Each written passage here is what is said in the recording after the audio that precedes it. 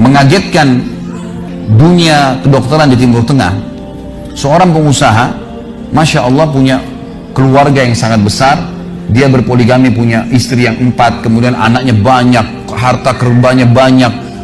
Perusahaan yang dia tanggung itu lebih dari 20 perusahaan di bawah naungan dia. Orang kaya raya, mampu. Subhanallah, satu waktu di umur 63 tahun dia datang periksa ke dokter. Dia rasa nggak enak, sesak nafas. Waktu difoto di ronsen, tiba-tiba dokter yang foto itu kaget. Waktu selesai di ronsen, dia katakan, mana tadi pasien yang di ronsen? Mana pasien tadi? Pasien masih duduk di depan. Pastikan pasien ini cari di ruang kematian. Nggak mungkin, secara ronsen sudah tidak bisa. Jantungnya tidak berdetak. Orangnya tidak berdetak jantungnya. Subhanallah, pada saat dicek ternyata tidak berdetak betul. Ditanya mana, dokter ini tidak percaya. Dia teriak, dia mengatakan ada orang mati baru di ronsen tapi bernafas, gitu kan. Dia panggil telepon teman-teman spesialisnya, kemudian ditelepon datang. Kemudian dikasihlah gambar tersebut kepada temannya mengatakan, mana jenazah ini? Kata temannya, dokter yang foto pertama, ini bukan jenazah, ini orangnya lagi duduk.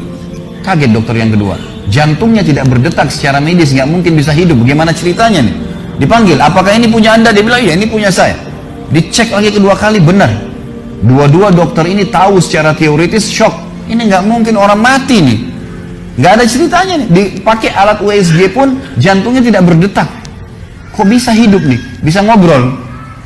Telepon teman-temannya. Sampai dokter-dokter yang asli dari Jazirah Arab pun yang ada di Eropa, dokter spesialis pada datang keesokan harinya, cek, nggak percaya kejadian ini.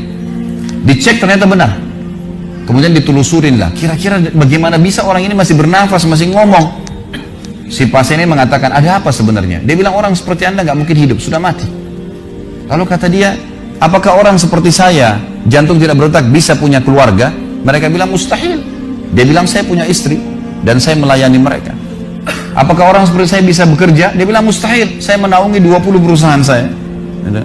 Semuanya bisa berjalan. Mereka nggak percaya. Sampai datang seorang dokter yang senior dari Jerman, datang khusus karena kasus masalah ini, diundang oleh dokter-dokter spesialis tadi. Dicek, ditemukan ternyata teman-teman sekalian, di bagian bawah jantungnya ada urat-urat saraf seperti terbuat, ya, seperti dibuat secara alami yang mengalirkan darah-darah tertentu sehingga ada pompa nafas di situ. Tidak ada di manusia lain, cuma di orang ini saja.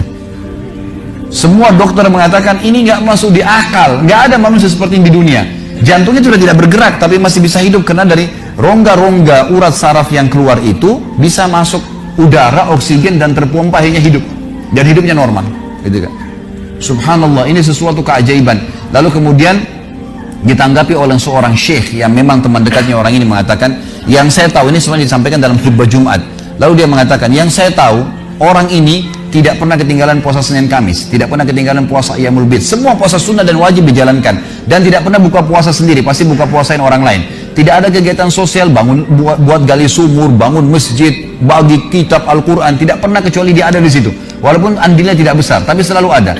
Orang tuanya selalu dibaktiin, selalu bersedekah, selalu kalau datang kepada saya diskusi tentang masalahnya orang. Ini ada tetangga saya punya masalah begini, bagaimana jalan keluarnya secara syariat, dan seterusnya. Hidupnya sibuk dengan ibadah kepada Allah Subhanahu Wa Taala. Allah ciptakan urat saraf khusus sehingga bisa terpompa, ya, udara masuk ke jantungnya. Tidak ada operasi. Ini yang dikatakan yaj'al min amri yusra, mudah, aneh, dokter nggak masuk di akalnya. Dan ini banyak orang subhanallah lupa dengan Allah Azza wa Jalla. Subuh besok insya Allah kita akan bahas lebih jauh masalah itu. Mereka tidak tahu kalau kekuatan Allah SWT. Sakit, dokter, dok, bagaimana saya bisa sembuh? Subhanallah. Sebelum pergi akhi, ukhti, bilang, ya Allah, jadikan dokter ini penyebab saya sembuh. Sembuh insya Allah. Tapi kita tidak bergantung pada manusia. Kata Nabi SAW dalam hadis qudsi riwayat Bukhari, kata Allah Azza wa Jalla, hai anak Adam, kalau kau menggantungkan nasibmu pada aku akan memenuhi semua kebutuhanmu. Tapi kalau kau menggantungkan nasibmu pada selain aku, maka aku akan biarkan kau dengan ketergantunganmu. Ya udah, terserah kamu, tidak akan bisa ditolong, gitu kan? Tapi kalau Allah Azza wa Jalla turun tangan, sudah berbeda ceritanya teman-teman sekalian. أمي كم أهواها أشتاق لمرآها وأحن لألقاها وأقبل يمناها.